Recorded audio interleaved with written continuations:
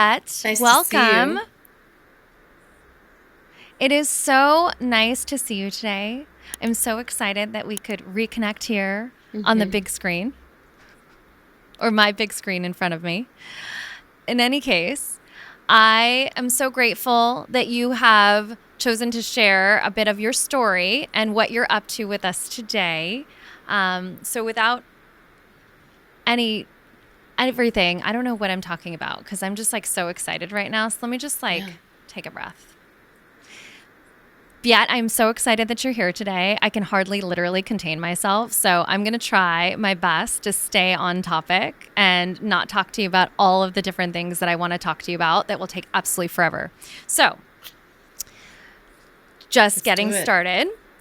You've experienced quite a bit of adversity in your lifetime, especially at such a young age.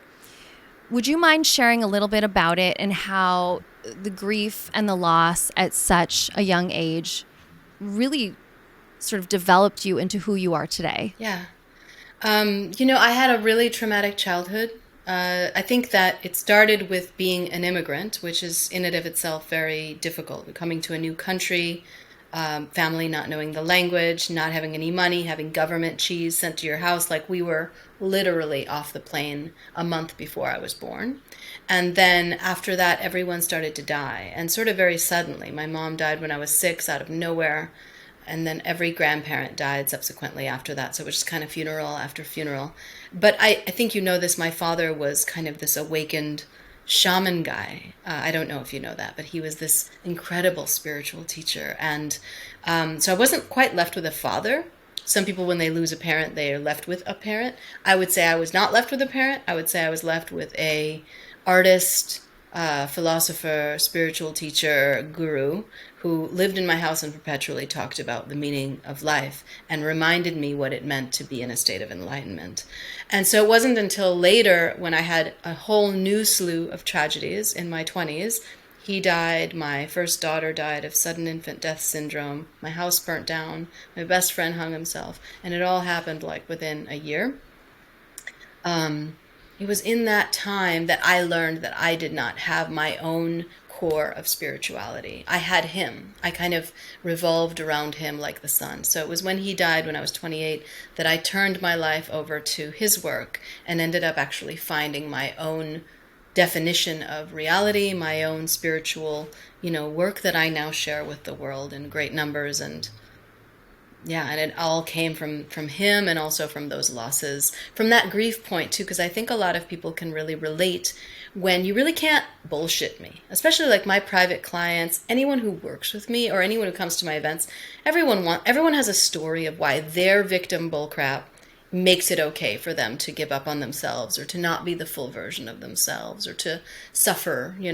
And I'm like, look, you're talking to the wrong girl, like I have your number. And I think people really feel held and seen when they can be loved by someone who's willing to step into their greatness, even though they've experienced depression, even though they've walked through heroin addiction, even though they've lost so many people in their lives, that I think most people spend their lives like hoping they never have to lose people. You know what I mean? They're like, oh God, I hope that doesn't happen.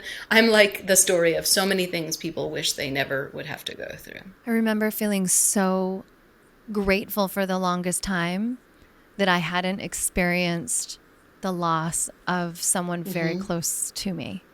And then when that started happening, I was almost left shell shocked. So I can understand what you're saying about so many people sort of spend their whole lives trying to, you know, avoid that or thinking that it's never going to happen and being completely unaware about it, because that was me. So you talked about helping your clients and those that you are working with to feel seen and heard and held. Who did that for you? Several people. I feel very blessed to, and again, for me, when I was walking this journey, I had no money. And just about 9 years ago, I was on food stamps and, had like, I just was living in complete poverty my whole life. And so for me, the things that came, I remember for me, I would meditate and pray, and then I would find a book on the sidewalk for like $1 that then would subsequently like change my life or like lead me to the next piece and lead me to the next piece, you know? Yeah, no, I feel like I was really, really taken care of. First, it was my father. That was the person who originally held me. But when he died, I felt like he could help me more from the other side, if that makes any sense. I know that sounds really a little woo-woo. I'm not saying that like literally messages were coming down, but every teacher I had after him, I felt like he was bringing these teachers to me and helped me to return to fourth way work and become the teacher that I am today. He brought me teachers that brought back the breath work that he and I had done when I was little. He brought me teachers that helped me with somatic work that him and I had done when, so it was like all this resurgence of things that we had left behind because, you know, he died. That's amazing that you still feel that his presence is with you. And so I love this idea of still being connected, even though not Yeah. physically present. And this is something that I'm really trying to tap into myself with the loss of my father recently. I'd love for you to share a little bit more about how you felt confident that your father was and is still with Yeah. you. Well, I mean, that was obvious to me because the love, it never goes away. When you love someone like that and you're loved like that, that never, it can't be disintegrated because love doesn't exist inside of time. It exists in infinity. So you are that love. Like I am my father. The love that my father had for me is a part of who I am. And that was one thing. Another thing that really works for me, and this works more with my mom than with my dad, because my mom also died when I was 6. And for me, that loss is, if anything, the greatest loss I've ever had in my entire life. To lose a mother, like especially once I had now I have 2 girls, you know, to think of them losing me at such a young age, I just can't even imagine how I lived through that and lived to tell the story because it is so heartbreaking. But one thing that I do, and for anyone listening and for you, maybe this might be helpful as a tool, is I ask her to speak through me. And before I go out to speak publicly or before I do anything, I just say, Mom, please speak through me. Use my voice, use my body as your channel. Anything that you didn't get to say while you were here on this planet, like use me as your vessel. And I find that when I do that, it's like I'm animated by something that is very, very high. From an Yeah. energetic perspective. And from also like, you know, we all babble a lot and say recurring things that aren't really that interesting to us because we're humans and that's kind of how we survive. We're like, "Oh yeah, it's raining. Yes, the weather's nice. Yeah, your hair looks great, blah blah blah." But really like we want to say is these meaningful things that come from the core of our being.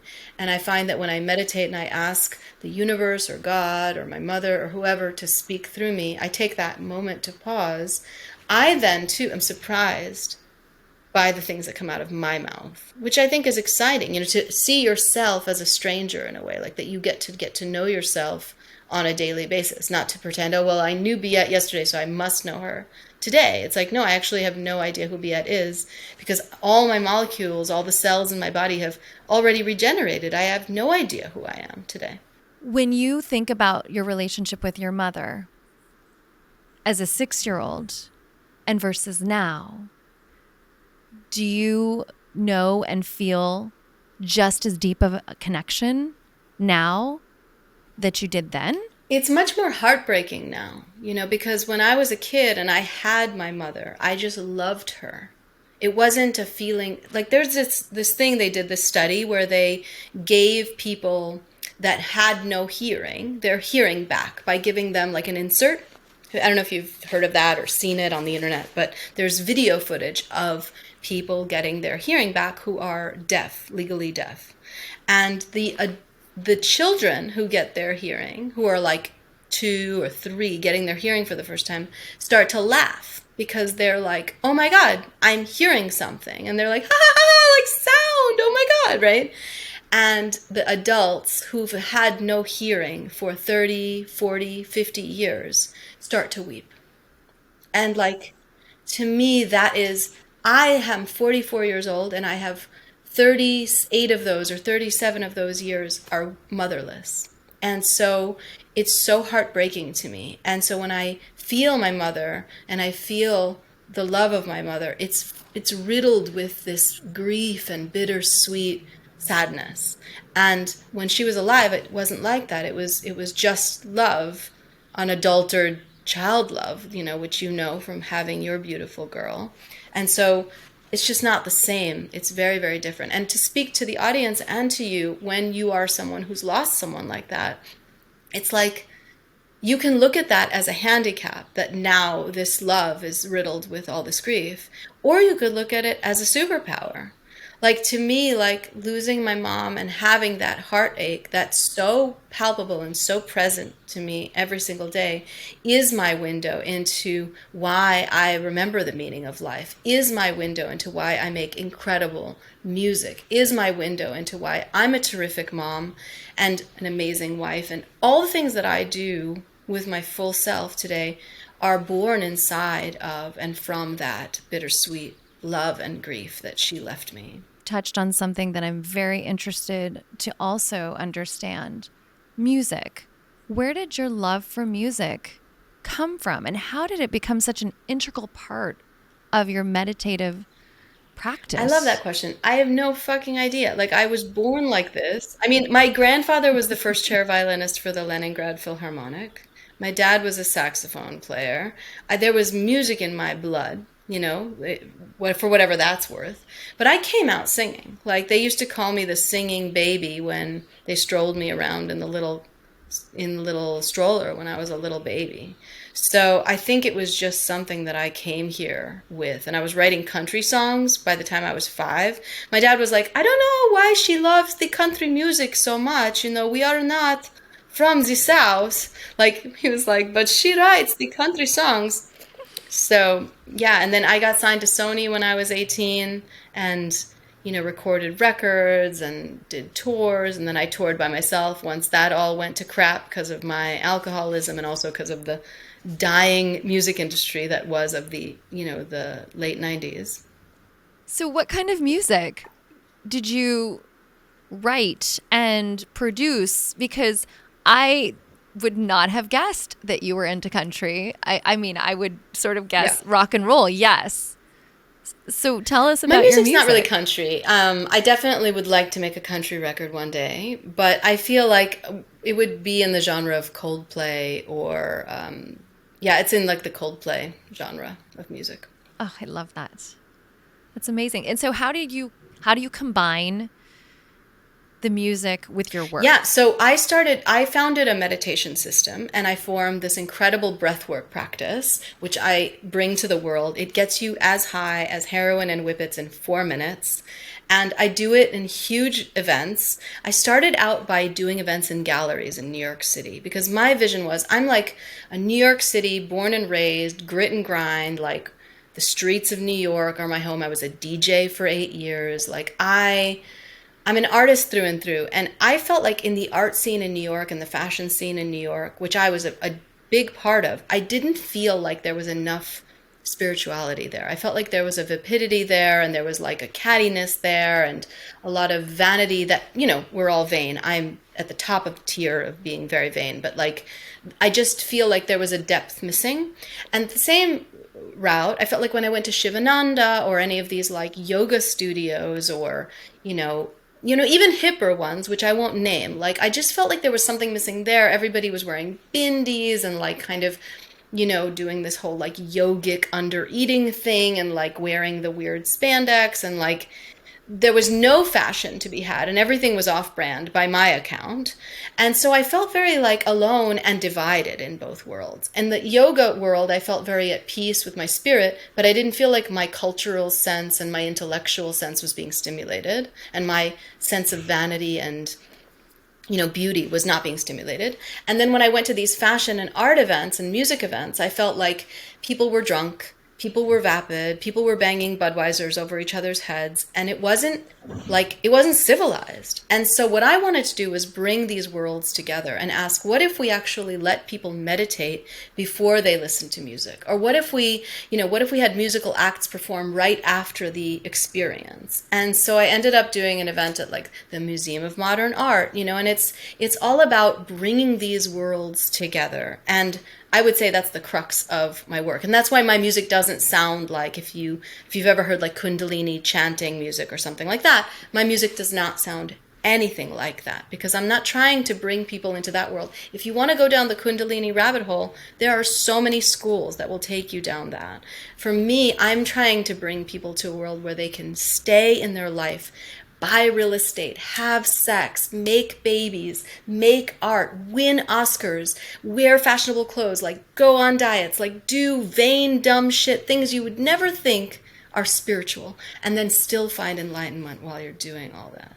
And also validation Yeah, that it's it okay. has to be okay. Otherwise, you're just going to be one of these people who feels guilty for living a life and being a householder.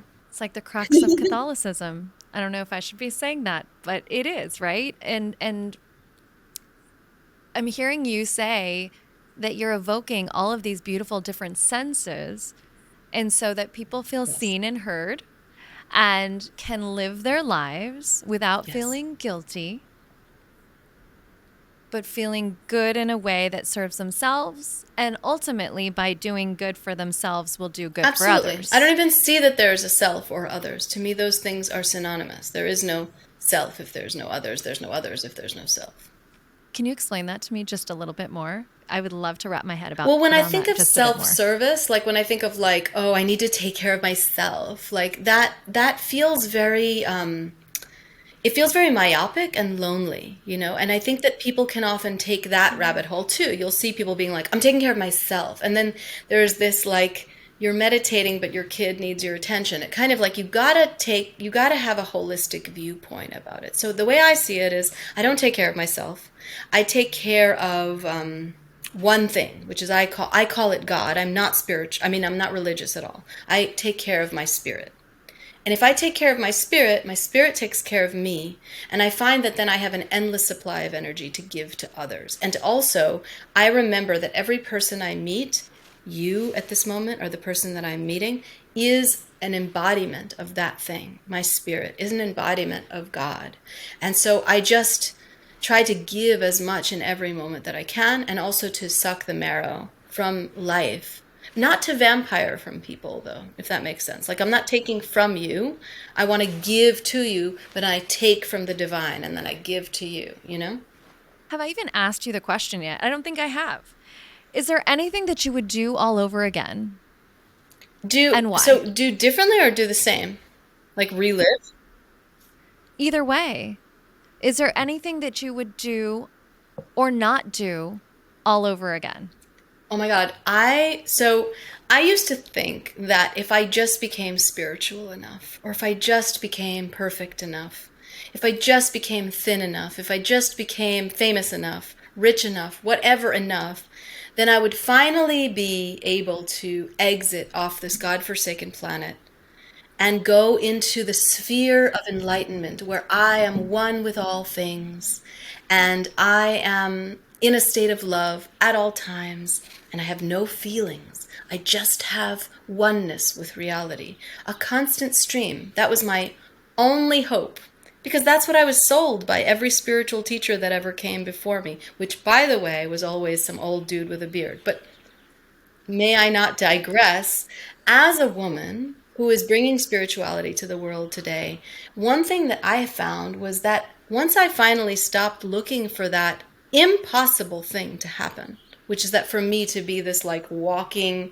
embodiment of better than you and better than everybody else at all times, what was I? And it dawned on me that I just loved this place. I love this world. I love it. I love it. I love it.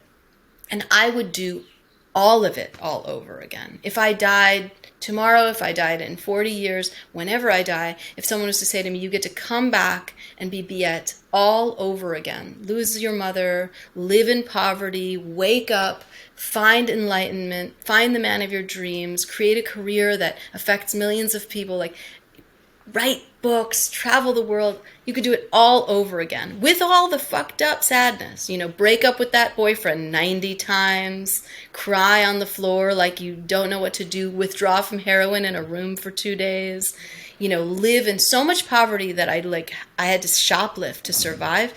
I would do all of it all over again. Absolutely. Sounds so fun to me now.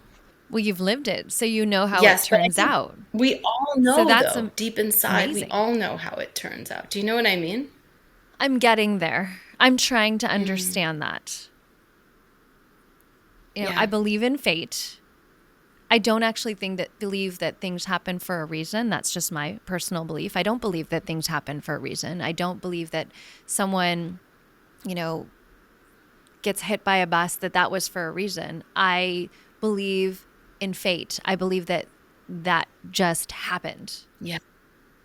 And so because I believe in fate, I don't believe in Mm, coincidences, but I still just don't believe that everything has to happen for a a reason. reason. But I am trying to understand in the bigger picture and the construct of life that it's all supposed to just it's all unfolding. And my biggest sort of, if you Yeah. must know, my biggest hang up is control, right? And not knowing what's going to happen and how it's going to happen. It's the control of it, right? Like I have a very type A personality. I like to know where things are going to go. I like to plan. I'm a messy perfectionist, but I am a perfectionist. I can't help Yeah. myself. And I'm learning to embrace that, but also understand that I'm not going to know the answers, Mm, and that's okay. And that's very hard because, I think also when we're tricked at a young age, at least I was tricked to think I've got all of these answers because I've worked so hard to set everything up just like so. And if I work so hard, well, then I'm going to mm, get the reward. And then when life started handing to me, right, like infertility and things like that, like I couldn't control that outcome no matter how hard I tried. And so that element has been very interesting mm. for me to realize that I have absolutely no control in the scheme of life and that I just have to Mm-hmm. accept it. It It's a is. learning. I'm getting I there. love watching you, observing your Well, process. thank you. It's beautiful. Thank you. The process, it's all about the process. I'm understanding that we're all students of life, right? And so and this is what you teach. And I want to know, what was the moment when you felt like you were called to do the work that you are doing? Before I did it for a living, I just was this. I've always been this person. I have so many insecurities. Like, I have a feeling that I'm fat. That's something that I think. I'm sure like most women living in our generation think that, but I actually like really think I'm fat, which is hilarious to my husband, for instance, who's like, "What is wrong with you? You're crazy." But whatever, putting him aside, the point is that I have an insecurity that I'm fat. And I have insecurities like that, just like very worldly things. Some things I'm not insecure about. It's like I don't have any insecurity about this gift that I have that I give to the world. It's never a question for me. I'm not like, I don't have like imposter syndrome where I go home and I'm like, are they gonna really, you know what I mean? Like, I don't know if everyone will get it. I don't know that, but I know for sure who I am without a shadow of a doubt. And so for me, it was like I knew the secret of the universe from the time that I was very small. It was just something that I was. I was an embodiment of that. And then when I gifted that to my friends for years, I just was that. I think people hung out with me for that reason. Like if I think about all the parties I was invited to and all the mansions I lived in and all the varied things, the way that I was carried through life, it was all because I had the secret. I held this secret. And I remember people that I knew when I was deep in my addiction, deep in my drinking, deep in my poverty, people who saw me become a successful, famous spiritual teacher were like not surprised at all. They were like, not surprised. And it was just like, if you're asking the actual moment, I prayed and meditated every single day for 4 years, just prayed and prayed and prayed on my knees and just said, look, I'll do whatever the fuck you want. Just tell me what to do. Just tell me what you want from me. And one day, really very simply, a voice came down and said, hey, I'm here to tell you what your mission is in life. And I was like, okay, what is it? And they were like, you're a spiritual teacher. And I was like, what? I was just super surprised. To me, it was like, I didn't, it's funny how we don't see the most obvious things. Yet everyone around you saw it so clearly. And so when you moved down that path, they were like, oh, of course. Of course you're doing that because that's what you were meant to Exactly. But do. it was because I was so identified with all this And other stuff, like being hot and being well dressed and being a New Yorker and like dating the right person. I was so obsessed with these very simple, shallow things, which by the way, I take very seriously and I help my clients to take very seriously. Like I'm not someone who looks down at those things. But at the same time, because I was so subsumed with that stuff, it was hard for me to see. I remember one time texting this guy that I was dating. I was like, okay, tell me two things you think are like amazing about me. And I really wanted him to say like, you're super hot and you're super beautiful. Something like that. Like I was just fishing for a compliment. And he was like, you're the wisest person I've ever met. And I was like, fuck you. I was so angry. I did not want that. I was like, what am I, Yoda? Like, that doesn't sound fuckable. Like, I'm so not into this right now.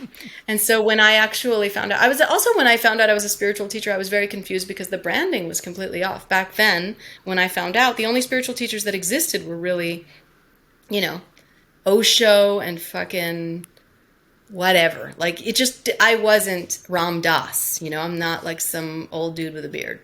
that's exactly what came to mind. An older man with a beard, like a really Exactly. long beard. Scraggly's been growing it for a long time. And so how do you teach your clients to find their secret or the secret? Do you do both? And what does that look like? That's a No, that's big okay. I'm question. happy to Sorry. answer that. I teach my clients because everybody is the secret. So it's not like I have something that is unique to me. It's just a matter of doing the right things, taking the right actions, and not being lost in your process, right? So if you're somebody who actually has the secret in you, which you are, because everybody is, and you start to get uncomfortable because you feel something's off about my life, whether I'm confused or I feel insecure, I feel doubtful, or I'm missing something, it hurts, something hurts, feels off. And so you start searching, but if you don't find the right teacher and you don't actually do the right work, you will be confused forever. You will be lost forever. Yes, you will. That's actually what will happen. One must actually take very simple steps and do very simple things and take suggestions. And if they do, they become a living embodiment of the thing that I'm teaching. I don't need to really do anything. I'm actually just there to give them the directions of what to do. So you're sharing a teaching that will help someone in their own sort of individual experience become Correct. unstuck. They have to be Yes. willing to do That's the the work. only real thing that they need to be willing to do is the work. And I think for some people that's got to be hard and right, and it has to be the right time. Yes. Yeah. What is an example of a moment where you just knew? I mean, it sounds like you always knew that this was the work that you were supposed to be doing. Was there a moment when someone had this huge epiphany or moment where they became wildly successful in doing what you knew that they had, the gift to do, and that they maybe knew deep down, but maybe just for whatever reason couldn't get to? Like can you share a story of an experience that reminded you that this is exactly why you're doing the work that you're doing? It was everyone that I drew to me. Once I actually launched this out as a business, my career took off like a wildfire. The galleries that I partnered with, the events went from 12 people to 200 people quite quickly, and that was a New York. For a New York event, that's a pretty sizable New York City event for people to just come together. And everybody that I worked with, I would just see these transformations occur. I remember people coming to me not knowing that they were gay. And then by the time I was done with them, or not even done, just we were like 4 months in, and I was like, dude, like, this is what's happening. And those people are now living fully embodied lives as the person that they've always wished they could be, something like that. Or just people would come lost and have addictions. They were addicted to alcohol, they were addicted to drugs, they were addicted to sex and prostitution, whatever. And I was able to walk them through and out of those addictions, whatever it be. And also like relationships. A lot of my clients like were really, really lost when it came to relationships, and I would take them through these in-depth relationship inventories. And on the other side, they were able to find the partner of their dreams and actually have a really healthy relationship for the first time in their life, something that really worked. So it's just a story after story after story that made me feel like, wow, like these people are just doing what I did and it's working for them. And you've helped a lot of people successfully overcome addictions. And by overcoming, I mean, I know that this is a constant, right? That it's a constant Yes. recovery, right? You've got these clients that are overcoming addiction. What is the secret sauce that helps them overcome addiction? Like, what do they have to do to truly get into the mindset that they can understand that that's where they're at, but they don't need it anymore? It's a matter of surrender. The opposite of control is surrender, right? It's like this melting away and falling to the ground. I help people to reach a point where they're willing to fall to their knees and actually listen to their inner knowing. And so that's different for different people. Some people, when they fall to the ground and say, look, my hand's in the air, I'll do whatever you say, the voice says to them, you need to go to AA, you know? And that person then goes to AA, and that's where they find that freedom. Another person falls to the ground and they hear a different message. They hear a message that they need to like move to a different country, or they need to have a divorce, or they need to like there's always a next step, a thing that I think all of us can relate to. There's a voice in our head saying, hey, the next thing is that you have to do this. And most of us have our fingers in the air with a big fuck you and are like, no, I don't want to do that. So that's the difference between, I would say, someone who's actually living in a state where enlightenment is guiding their path versus a state where they're chasing something and trying to finally find enlightenment. Once you've found enlightenment, you're just in a state of perpetually doing what the voice tells you to do. So I'm Yes. hearing you say that we all should be listening to our inner voice, and that our inner voice will guide us. And what I'd love to know is how you're redefining enlightenment. Yeah, I'd be happy to share. So for me, you guys know, you know, enlightenment has been taught to us in this way. It's like if you find it, right? The Buddhist idea, right? You find it, you never have a feeling again. You're just like wise, and you sit in a robe at the top of a mountain. You're better than everybody. You've heard that, right? Like that's what you were told. Yes. Okay. Same. And so Yes. I was like questing for this my whole life, and I would find it. I was like, this is it. I would find sometimes I'd be in that state for a week. Sometimes I'd be in that state for 5 hours. But the point is I was in it for quite some time, like these white light experiences, completely stone cold sober, like as good as being on ecstasy and LSD and mushrooms at the same time, like all the things. And then afterwards, I would be like a flawed human again. Like I would have white light experience, and then I'd be on a stage in front of thousands of people, like pretending like I was this thing, when really, like, I am much more than that thing. I am so many things. I am also a bitchy wife, and I'm also a person who has fear. I'm a person who has a phobia of needles. I'm a person who doesn't super love C-sections, even though I've had 3 of them at this point. Like, I'm a human being who's interfacing with reality. And anyway, so my friend Arjuna did this study where he studied brilliant people, and he created this diorama that I then meditated on and decided I was going to use the diorama as my new definition of enlightenment. So let's use a clock to describe it. A clock has 12 o'clock, 3 o'clock, 6 o'clock, 9 o'clock, right? So 12 o'clock is enlightenment, imagine. And imagine that enlightenment now is no longer like a one thing, but instead it's a part of a moving unit that you go through over and over again. So 12 o'clock is this feeling of like, You're fully embodied. You remember who you are. You're no longer feeling any insecurity or doubt. There's music blasting. There's tears welled up in your eyes. The wind is blowing, and you're just like, oh, I remember the meaning of it all, right? And in a much more dramatic sense, it might even be more subtle. Like you're walking down a foggy street in the middle of the evening, coming home from an event, and you look around you and you just remember exactly who you are and the meaning of it all. Very peaceful, almost inconsequential, but you know that it's the most important moment of your life. And I'm guessing that even as I say this, you're remembering moments like this where you were like fully there, right? And so that's followed by 3 o'clock. 3 o'clock is creative flow, and it's like where you're tasked by this energy that you just found in 12 o'clock to go do something.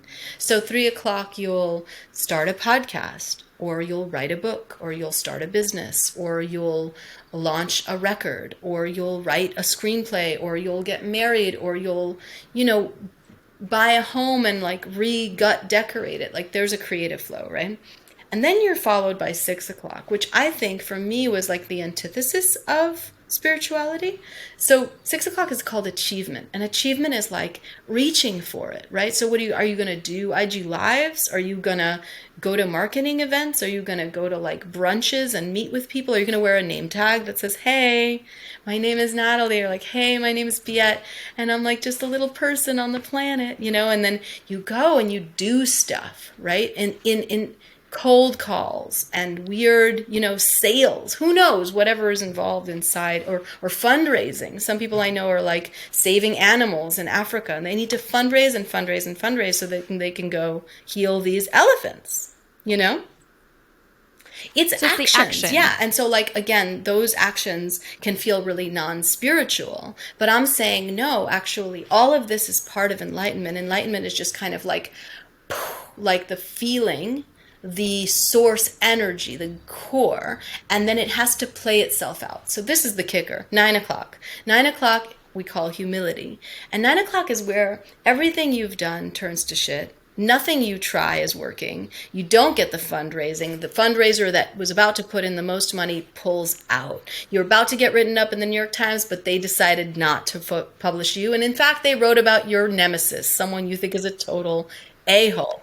And then you got an email from some event you were going to do. Madison Square Garden was going to have you, but then they changed their minds. Like 9 o'clock is that punch in the gut when everything you thought you could have, everything you wanted, has been taken from you. And you fall to your knees and you say, look, universe, source, God, fucking angels, whatever the fuck you want to call that thing.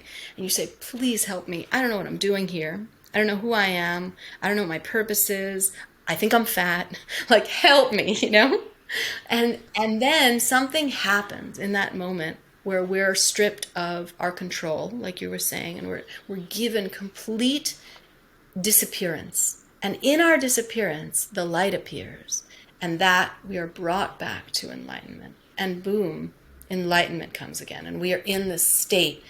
And then so on the circle goes, but it really requires all these pieces. And once you get that enlightenment is actually all of these pieces rather than just one, then you're not so stressed out. It's not goal oriented anymore. And I'll say one more thing, because last night, I like to keep things very fresh. Last night I watched a movie. It was a film called Lucy by a man named Luc Besson, who's one of my favorite directors. And so this film is all about this woman who basically enters a state of enlightenment. But the way that they have it in the film is that she's able to use 100% of her brain capacity. We only use like 10% of our brains as humans. Yeah. So the film is all about what would that even look like? And it kind of is this beautiful artistic film, very similar to The Matrix, of like, what does a human become if they're able to use 100% of their brain? And in this movie, she's able to like affect matter and like, hit someone from like 50 miles away, or like enter into their television by messing with radio waves and all this. So it's sci-fi. But the point of it is that like, I don't want to ruin this film for everybody, but she dies very quickly. And she's not emotional about it because she's reached a state of enlightenment. Her whole 24 hours, the last 24 hours of her life, are spent in a state of enlightenment. So she's not like attached to life. She's in 12 o'clock the whole time. But what I'm going to make a point of is I used to watch films like this and I was like, see, like this is enlightenment, where you remember that you are one with all things and you have no boundary. You're just free. You have no more emotions. You're not attached. And you can do anything. You're a magician. You're everywhere, right? But then it's like, no, actually, that only lasts for 24 hours. Even in the movie, it only lasts for 24 hours. So it's like, oh, like I'm just getting chills thinking about it. Like once you can see that that state is not meant to be forever, it's meant to be a part of an entire experience, then you can have a raw, rough, rugged life that ends in a painful death, and it still was a huge success. And all of these things are playing in my mind, including there was a book I read so long ago, and I cannot remember what it was called or who it was by, but I think it was about so the ancient Mayans, right, and how that entire culture sort of Yes. disappeared. Did you read about this and this whole idea that it's because they achieved Yes. spiritual enlightenment and so they lived beyond this world? Was the whole idea and the premise of this book. And I thought, wow, that is so fascinating. And it talked about finding flow to try to emulate experiences like that and so forth. But as you're saying that, I'm thinking, well, then perhaps that is right. We cannot exist in a state like that for a perpetual period of time. That's not human. Is that Yes. what I'm hearing you say? I'm also saying that fuck yes to disappearing and fuck yes to being so high that you literally disappear. But also fuck yes to the gripping, grieving, crying, gnawing, painful reality that is returning from that state and forgetting who you are. My clients forget who they are. And you know why I'm an amazing teacher for them? Because guess what? I forget who I am too. But the only difference is that I don't mind anymore. I just love it. I'm like, I have forgotten who I am. This is a fun sequence. It's a sequence. It's like, would you really want the Nutcracker? Would you want opera if everyone didn't drop dead in it? Would you want a song if it didn't have heartbreak in it? Like, would you watch a film at all if it didn't have bad points and good points? No. Right. And this is why we talk about what we would do or not do all over again, because we would do it all over again. Wow. Most of us would, because it's the Yes. experience, right? And the choose your own adventure that comes from it, and being able to look back and say, wow, but I love this idea of redefining enlightenment. It also doesn't feel so unachievable or unattainable or, I need to be an old man with a Yeah, beard. I hope that by the time I die, the archetype of spiritual teacher just looks like a chick with a hat because I'm bringing it. Like, I am bringing a completely different thing. And if I can help an entire generation of people, namely women, to just fucking relax, that my job will have been completed for sure. We just need to fucking relax. Well, I Thank appreciate you. you bringing it. I love it.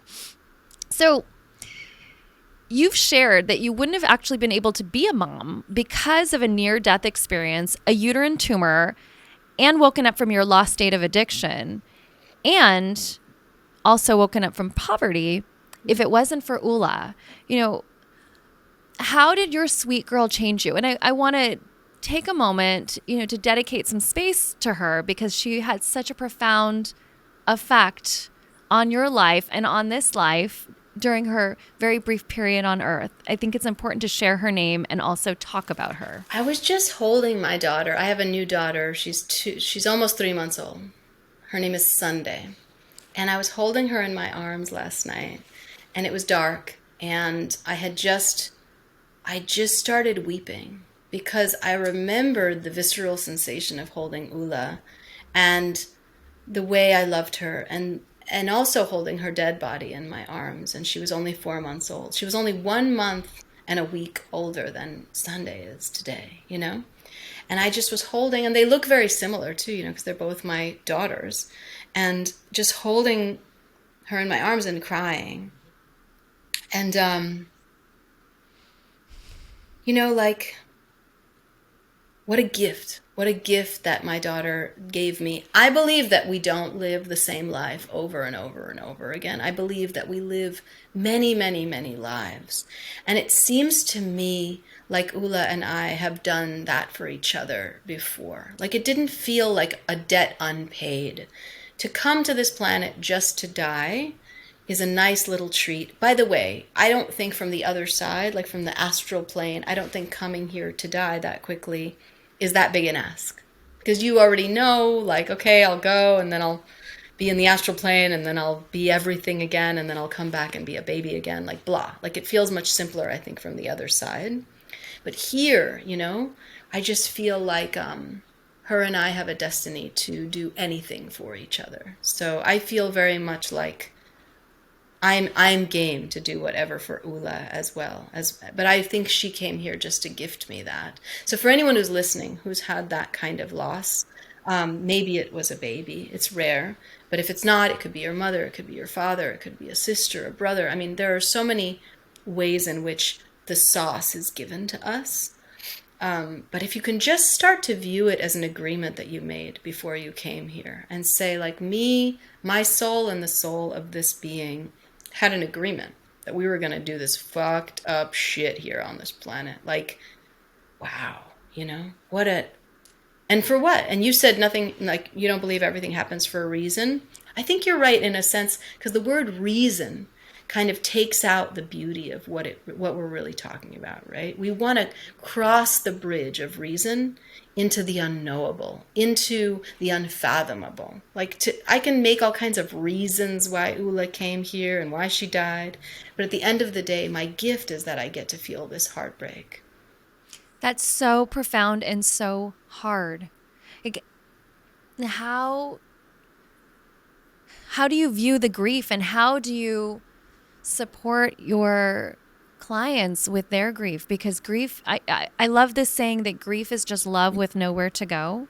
But how do you support yourself, number one, and number two, your clients? I help people to feel all of their feelings. I think most of us don't know how to feel our feelings, and I help people to embody their feelings, to be a walking dance. Like I remember once I met Maya Angelou. I had the privilege of, she came to my little school once when I was in high school.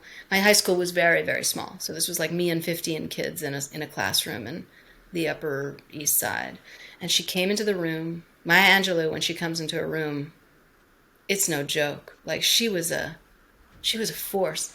And I remember her saying, she's a big woman. She didn't look like a dancer.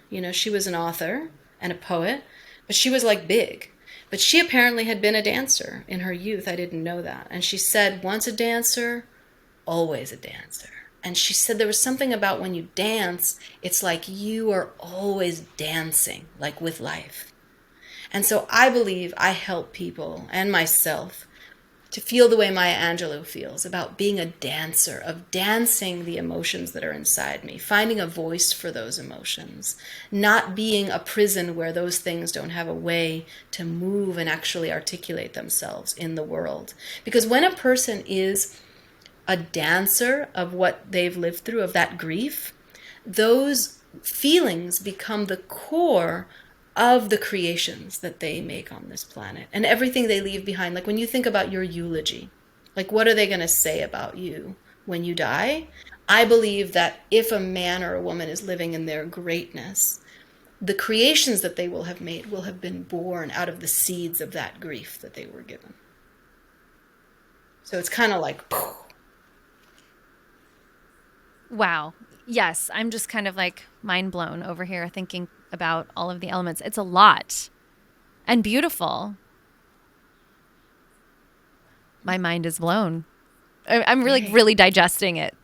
If someone is looking to support their mental health, what is the first step that you would recommend to someone to take when trying to approach spiritual meditation? I would say pray. And like if you've been fucked by religion, which most people have, I would say try to recreate prayer. Try to imagine that it is your duty to write a new mythology in which you get to pray. That privilege is given back to you. Because a person who does not know how to communicate and ask for help from the unknowable part of themselves has no contact, right? So I have reason, I have a mind, I have yes and no, likes and dislikes, good and bad. I get that. And that's something that I have regardless of whether I pray or not. But if I pray, I'm given what is called pause. And pause stops time. And it allows this third force to enter. It allows us to have a neutral force that makes decisions for us. And I believe that on the wings of that neutral force, a completely different life is created.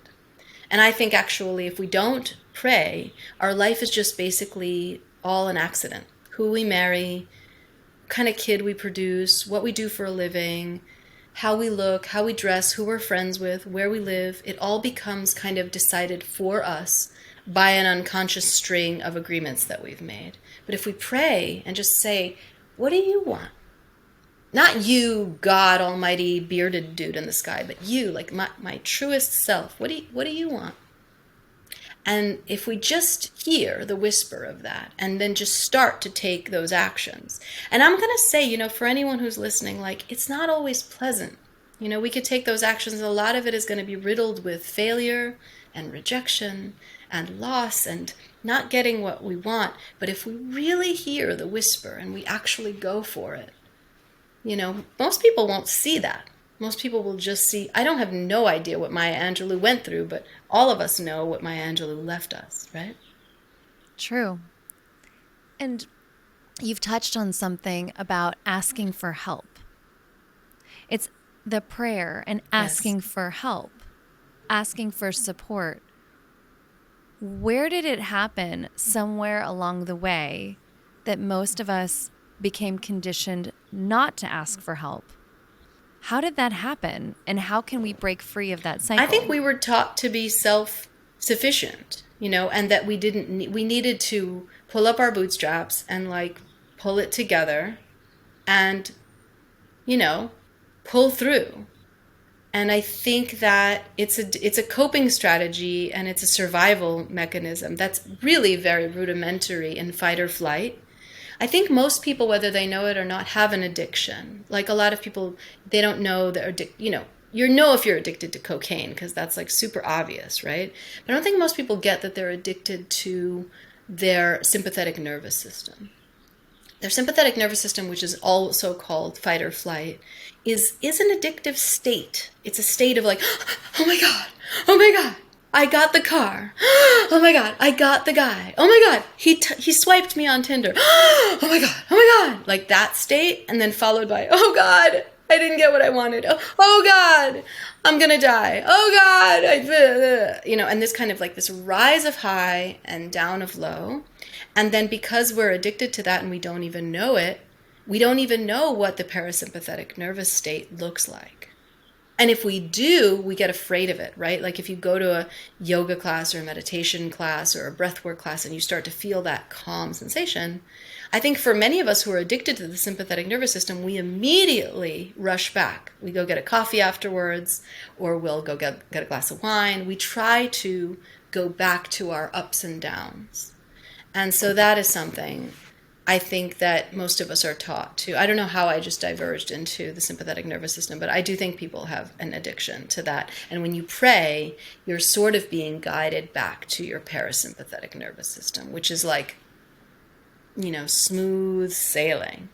And when someone has that vibe, you're like, oh, they look really relaxed. Yes. And I had so many moments just play out in my mind listening to this and thinking, wow, there was that moment and that moment. And this is really hard. And I don't want to go back there to that roller coaster. But that roller coaster happened. You just literally made me think through all of these Mm, different moments that make me think, yes, it is quite possible that all of us have an addiction of some sort, even if it's not mm. obvious. So I'm fascinated by this. Is there somewhere that we can read more about this? Because I is this in your book?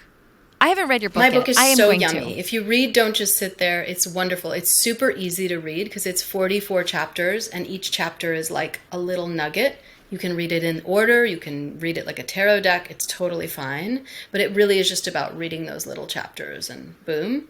Reading more about addiction, I think that might be in an upcoming book or in some of my courses in terms of reading about that. Because addiction is always really framed with the context of illegal, right? Prostitution or drugs or, and things that will get you into trouble. Ha! But drama doesn't, well, it can Yeah, get you into trouble, but but not right. usually the illegal Gossip, kind. drama, not illegal. Right.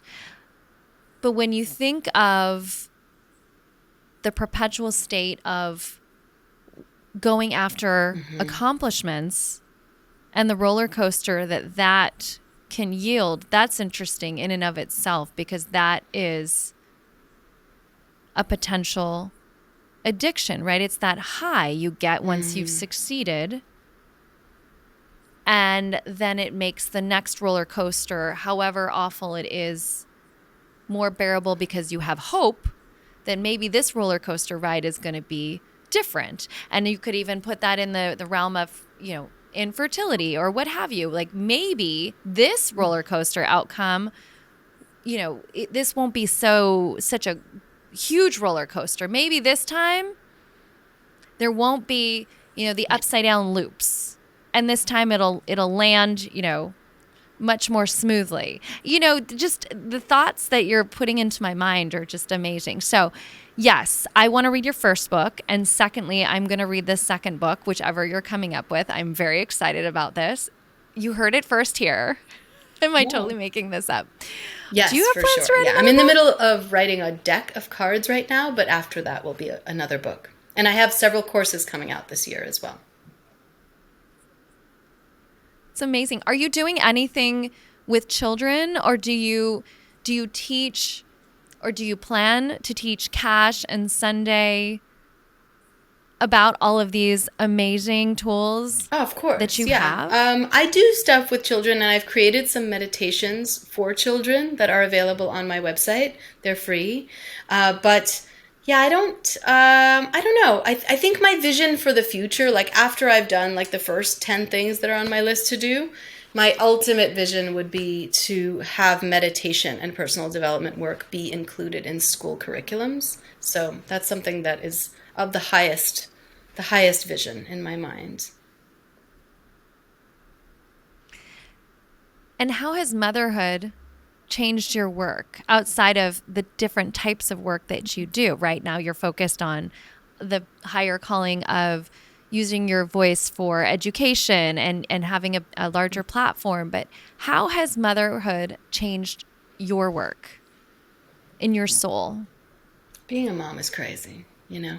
I think it wasn't an option for me. I knew for sure that I was going to be a mom, and I felt an agreement. You know, we talked about agreements earlier in this talk.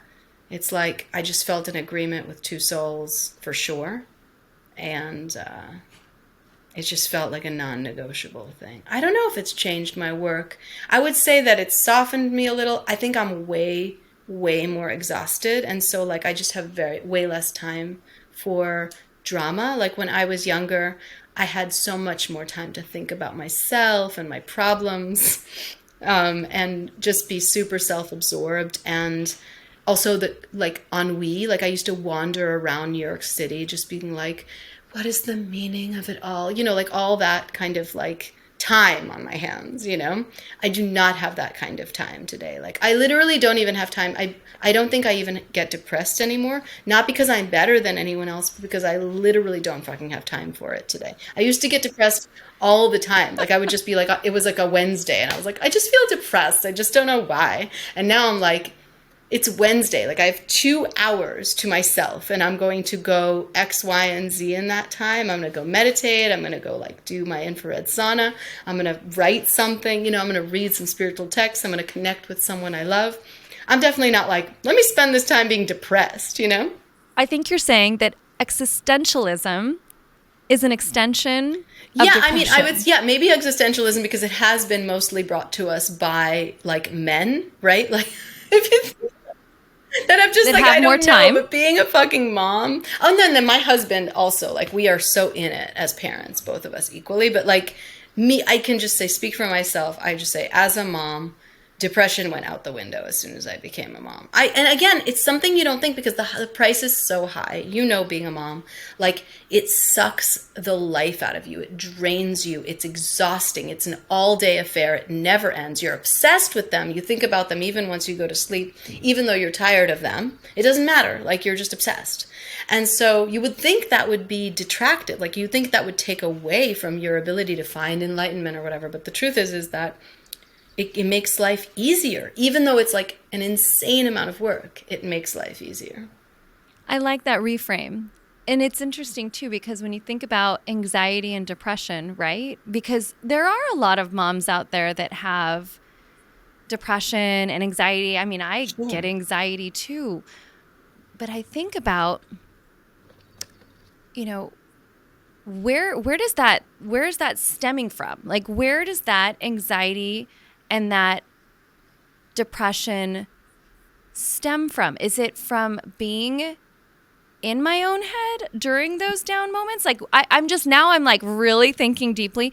No, and I know. I mean, some of this is um, you can't explain, right? Like there could be something in going on in the mind, right? It could be scientific. It could be medical. I mean, there are so many reasons why we have depression and anxiety as a whole in our culture. In fact, there is probably more anxiety and depression than ever before. Yeah.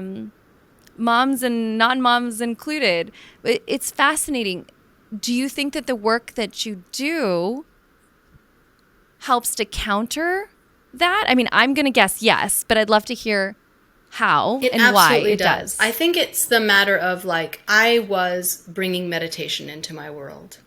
And then I started bringing breath work into my world. And then I added in the somatic practices. And when I fused all three of those together, and again, the somatic means movement, right? There was a movement-based practices based on those anxieties. So like, do I feel anxiety today? Yes. Do I feel shame today? Yes. Do I feel doubt sometimes? Yes. Like, do I feel sadness or grief sometimes? Yes, I just told you I was like crying myself while holding my baby last night. Like that happened, right? It's just the difference is when I use meditation, breath work, and somatic in the way that I have formulated, what happens is this allowing. And I am allowed to be in a state of anxiety today. Instead of running from it or trying to fix it or trying to medicate it or trying to solve it, I actually go into it as I would like making love to a lover. I go into the anxiety and I let it dance me, like I was saying before with the Maya Angelou thing. Like I let it dance me around, whether that be through movement or through breath or through crying or through shaking. I let it be.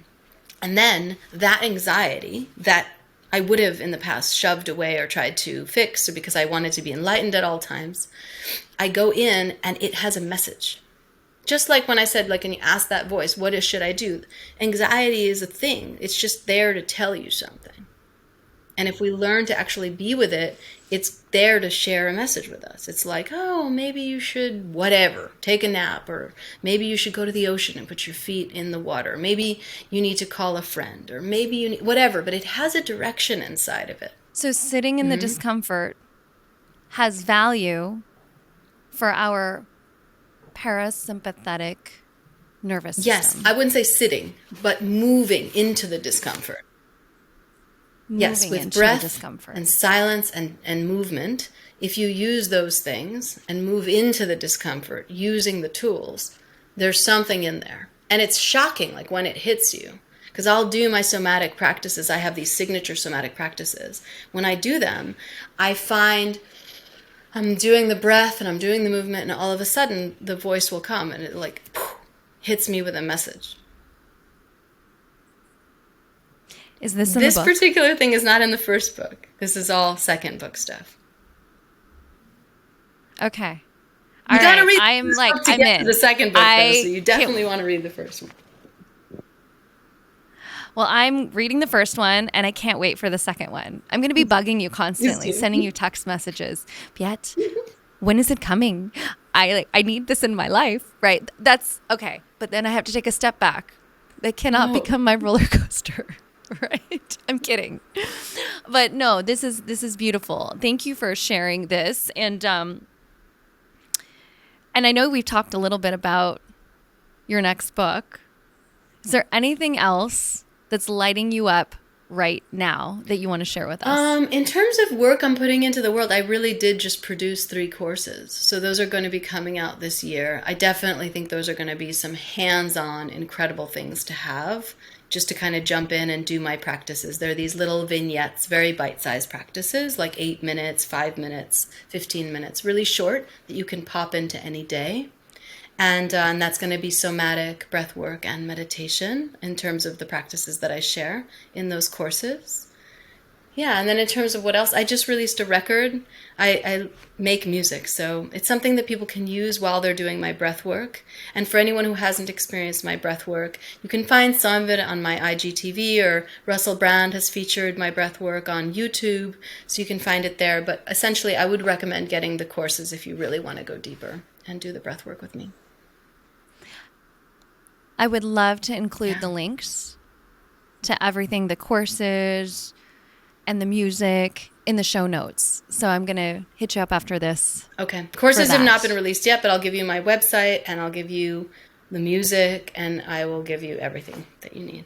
Wonderful. I'm very Yay. excited to share more of your practice with the world. And I'm so grateful that you shared with me today. It's so special and meaningful. And I feel calmer, quite frankly, after talking to you, but I Yay. always do. So thank you. Such a joy being together. Thank you.